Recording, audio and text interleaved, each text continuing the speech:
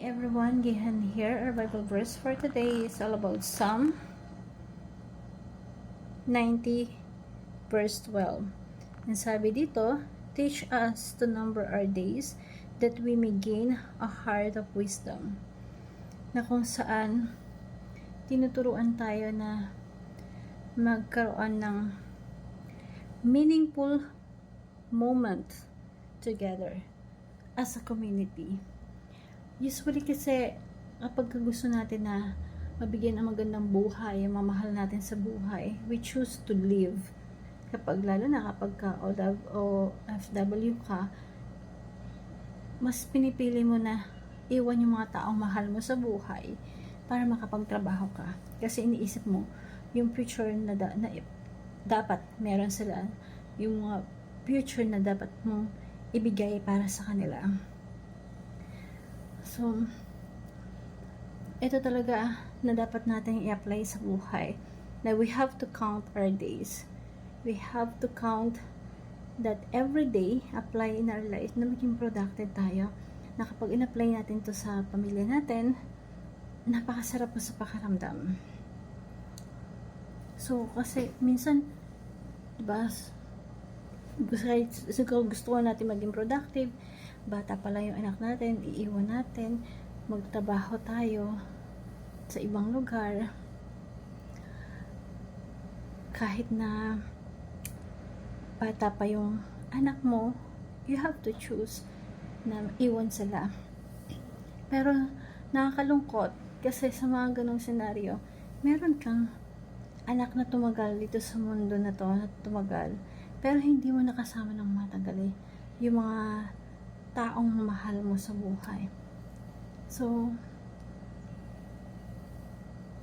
nakakalungkot kasi yun yung namimiss natin kapag yung ganung pagkakataon. Pero hindi natin masisi kasi gusto natin maibigay kung ano yung best para sa pamilya natin. So,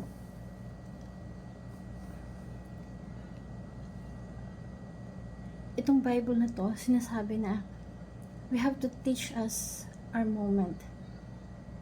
Na dapat nakikita natin yung everyday moment, yung oras kung saan natin spend.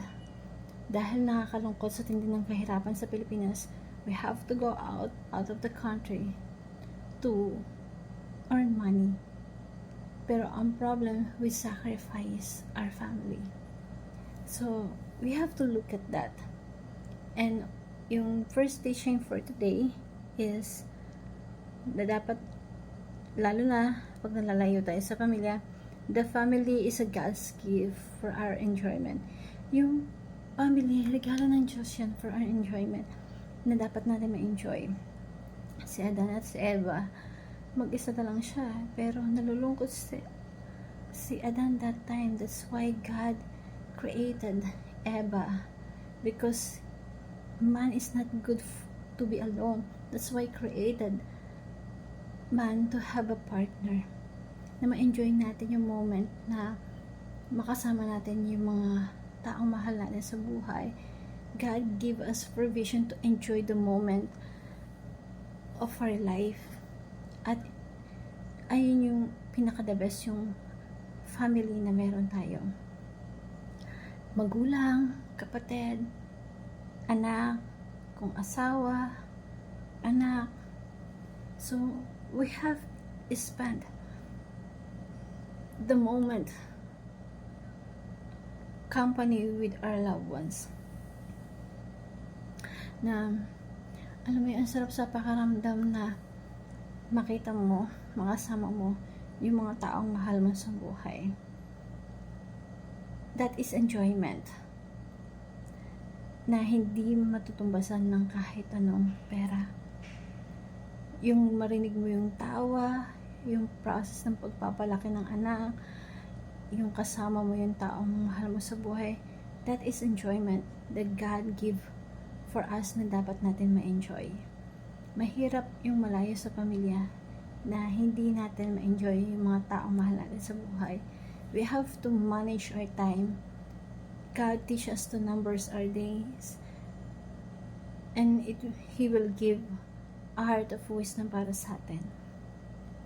Yes, mahirap ang buhay, pero we have to find ways na nakakapag-create tayo ng income, pero kasama natin yung mga mahal natin sa buhay. So, the family meant to grow together. Ang family dinesign ng Diyos to grow together. Hindi magkakahiwalay. Kaya dapat si tatay, si nanay magkakasama. Darating at darating yung time, hihiwalay lang yung anak kapag bubuo ng saring pamilya. So, we have to emphasize that. And, napakahalaga, we work hard now. Ngayon pa lang, we work hard so that we can spend more time with our family. The problem is, madalas, we work hard now, but we keep working hard kasi hindi nakakapundar, hindi nakakaipon. Hindi tayo natutulungan sa sarili ng pamilya makaipon. So, yung bukas, so dapat matuto din tayo sa finances. Yung kalakip ng pag-manage ng time is yung pag-manage ng finances. So, we have to grow together with our family in terms of spiritually, not physically, emotionally, but spiritually. We have to grow together with our loved ones, lalo na spiritually, because that is the connections of natin, yung relationship natin with God, sa ating mga mahal sa buhay. Number 3, the family is the reflections of the Trinity na kailangan mag-gets natin. Yung lumikha sa atin according to His image, that is Trinity. Let us make man in our own image, male and female. So, nag-uusap yung members of Trinity na merong isang Diyos na may 3 persona. Let us make man in our own image. Let us create woman with our own image. So, yung babae at lalaki na nagsama sila, yung union na yun, nire-reflect na yung Trinity. Ano yun ibig sabihin?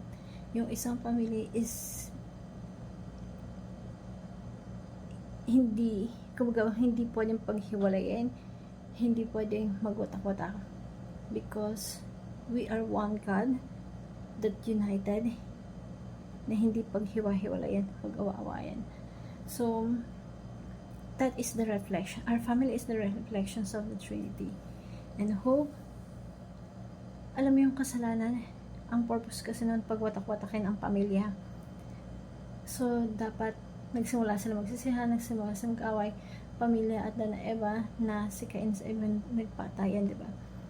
The purpose of the sin is to destroy the family na dapat natin paglabanan. Pag naunawaan natin, the family is the God's reflection. Magsisimula tayong lumakad patungo sa original designs of God. And we have to be united. Hope you learned something. Thank you everyone and God bless.